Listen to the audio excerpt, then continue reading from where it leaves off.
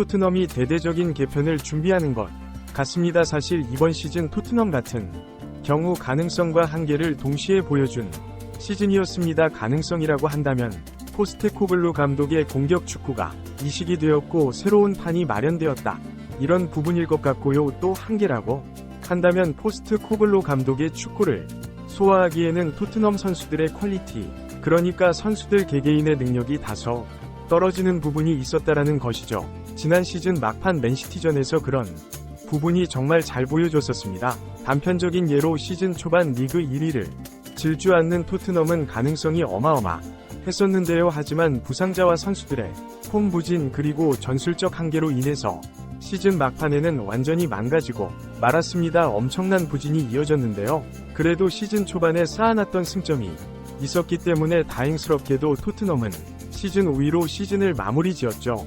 만약에 토트넘이 6위가 되었다면 정말 안타까운 상황이 발생할 뻔했습니다. 마지막 FA컵 결승에서 맨시티와 맨유 경기에서 놀랍게도 맨유가 이대로 맨시티를 꺾게 되었죠. 그래서 펩 우승자 자격으로 유로파에 나가게 되었는데요. 따라서 원래 맨시티가 우승했다면 6위 첼시는 유로파, 7위 뉴캐슬은 유로파 컨퍼런스 이렇게 갈 수 있었습니다. 하지만 맨유가 우승하면서 첼시가 유로파 컨퍼런스로 가고 뉴캐슬에게 유럽 대항전이 없죠. 따라서 토트넘은 결국 5위를 차지함으로써 그래도 굉장히 의미가 있는 유로파 리그에 나갑니다. 하지만 이것은 반대로 말하자면 이번 시즌처럼 토트넘이 리그에서 경쟁을 가지기는 힘들다는 말이 될 수도 있는데요. 그 이유는 유럽 대항전, FA컵, 리그컵 그리고 리그까지 토트넘은 병행을 해야만 하기 때문이죠. 솔직히 다음 시즌에도 FA컵과 리그 컵이 어디까지 갈지는 알 수 없는데요. 다만 절대로 토트넘이 포기할 수는 없는 컵 대회입니다. 컵 대회야말로 그래도 토트넘이 가장 우승에 대한 확률이 높은 대회라고 할 수 있기 때문입니다. 물론이 또한 대진운이 받쳐 줘야만 하겠지만요. 어쨌거나 그런 의미에서 토트넘은 일찍 리그컵도 떨어지고 유럽 대항전도 없었던 이번 시즌과는 다음 시즌은 완전히 다를 것이란 뜻입니다. 이번 시즌의 선수들이 리그에만 집중할 수 있었으니 그나마 위권 성정을 됐다고도 볼 수 있는데요. 하지만 만약 다른 대회와 병행을 했다면 어땠을까요? 포스테코글루 감독의 축구는 체력 소모가 워낙 심해서 더 부상자는 많았을 수밖에 없고요. 선수들의 체력 소진도 빨라서 아마도 중반기부터 무너졌을 가능성이 있습니다. 따라서 토트넘은 이번 시즌을 경험하면서 하나의 결론을 낼 수 있었는데요. 기존의 선수들을 상당 부분 정리해야 된다는 것과 또한 더 좋은 선수들을 충분히 영입표한 살아남을 수 있다는 것이 드러났습니다. 특히나 포스테코글루 감독의 축구를 하려면 굉장히 좋은 선수들이 다수가 필요하죠. 그래서 영국의 익스프레스가 이런 토트넘의 여름 이적 시장 계획을 보도했습니다. 그들은 토트넘 선수 7명을 살생부 명단에 올렸는데요. 비르와 로셀소 그리고 브리아 1이 방출이 된다고 봤습니다. 익스프레스는 3명 모두 오는 여름 적절한 가격에 판매될 것이다. 3명 중 누구도 정규 선발 자리를 확정하지 못했다. 각각 상당한 이적료를 받을 수 있을 것으로 기대된다라고 말했죠. 일단 호이베르그, 나이에스 반쪽짜리 자원이라는 게 드러나고 있습니다. 패스가 안 되는데 수비는 되는 그런 선수죠. 특히 후반부터 빌드업을 빡세게 하는 포스테코글루 감독의 축구에 호이비에르는 적합하지 않습니다. 다만 후반기에 공간 패스를 넣는 등 플레이를 보면 좀 변화가 생기기도 했는데요. 가끔씩 보여주는 패스 플레이로는 좀 부족하죠. 어쨌거나 계속해서 좋은 패스기를 뚫어줘야만 하는데 호이비에르는 그게 안 되니까요. 소위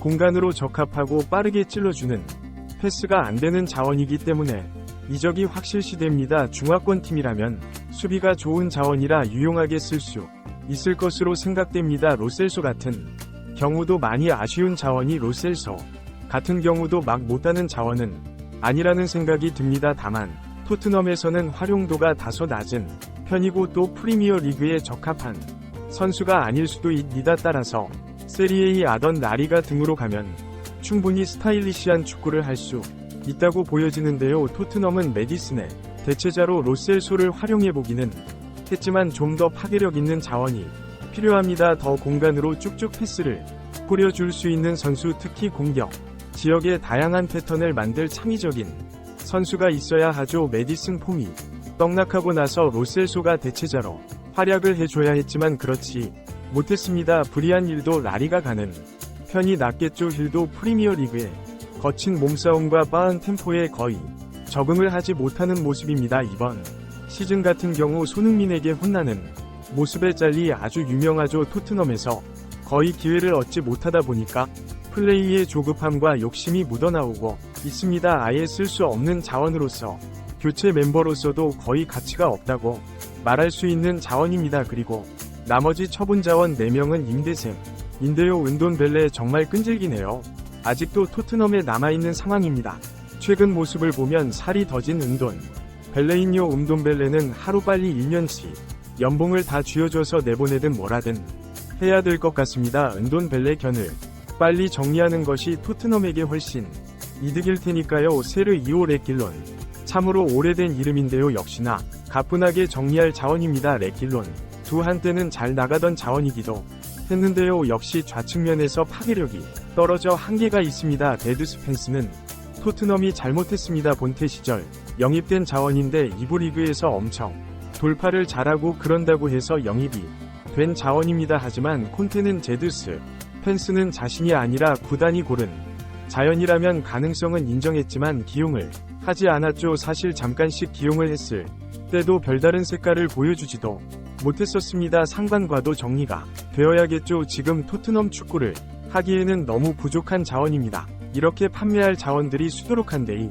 자원들을 싹 팔아서 얼마나 마련할 수 있을지 모르겠습니다. 왜냐하면 은돈벨레 자체는 돈을 주고 내보내야 하는 그런 자원 중 하나니까요. 주급도 3억이나 되어서 엄청 부담되는 자원입니다. 그리고 익스프레스에서는 히샬리송 방출 대상으로 봤습니다. 히샬리송에 이적할 가능성이 높다고 본 것은 바로 사우디 리그에서 히샬리송에 노리고 있기 때문인데요. 토트넘은 히샬리송에 이적시킬 경우 다른 어떤 것도 아니라 사우디이기 때문에요. 상당한 돈을 벌 수 있을 것이라고 판단할 가능성이 있습니다. 사실 토트넘이 꾸준히 돈을 쓰기는 하지만 많은 돈을 한 번에 쓰는 구단은 아닙니다. 그리고 특히 이번 여름에는 토트넘은 대형 자원 1명 이상을 반드시 해야 될 것이라고 보여지는데요.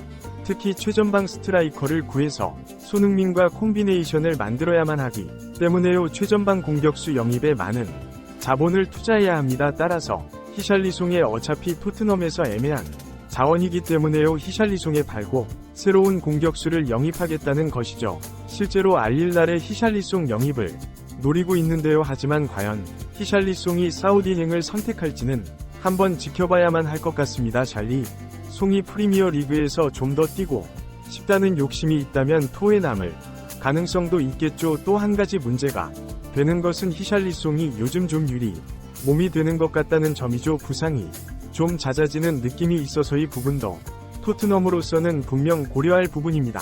그리고 그렇게 히샬리송을 판매하게 된다면 그 수익으로 토트넘은 이반 토니를 영입할 생각입니다.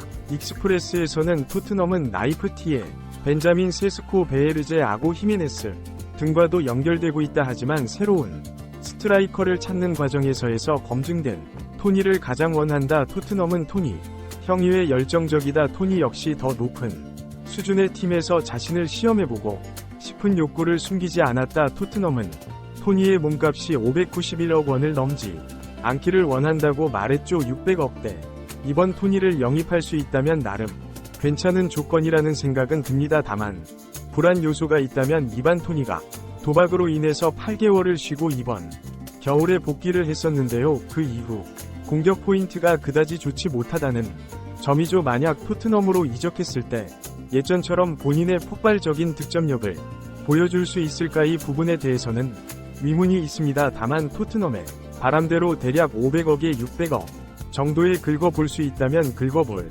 만한 복권이라 생각은 듭니다. 그리고 이번 여름 이적 시장 같은 경우 포스테코글루 감독이 손흥민을 중심으로 한 개편을 한다 이런 이야기도 있었습니다. 따라서 이 부분도 한번 눈여겨봐야 될 것 같은데요. 사실 손흥민 선수에게 필요한 것은 다른 어떤 부분보다도 수비적인 부분을 좀 덜어내는 것이라고 봅니다. 손흥민 선수는 공격수이지만 정말 엄청나게 수비 가담을 성실하게 해주고 있습니다.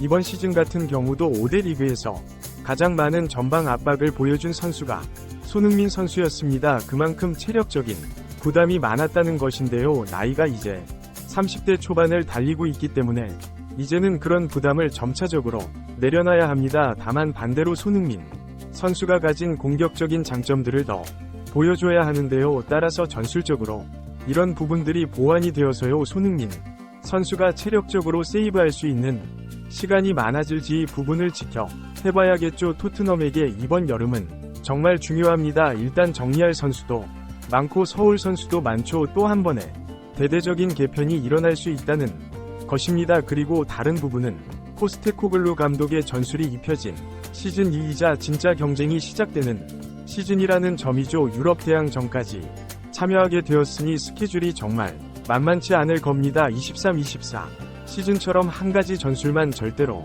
고집할 수 없는 그런 시즌이기 때문에요. 포스테코글루 감독 스스로도 발전이 필요한 입니다. 절대적으로 한 가지 전술만 고집하는 것이 아니라 다양한 전술들을 보여줌으로써 새로운 모습을 보여줘야 합니다. 만약 지난 시즌 보여줬었던 그 단편적인 전술 하나만 고집을 하게 된다면요. 다음 시즌 머지않은 시간 포스테코글루 감독은 무너질 가능성도 있습니다. 그만큼 이미 이번 시즌 포스테코글루 감독이 써먹었던 전술에 대한 파해법은 완벽하게 나왔기 때문이죠. 과연 다음 시즌 토트넘의 모습은 어떨지 정말로 궁금해지는데요. 부디 제발 뭐하나 우승 트로피를 따냈으면 좋겠네요.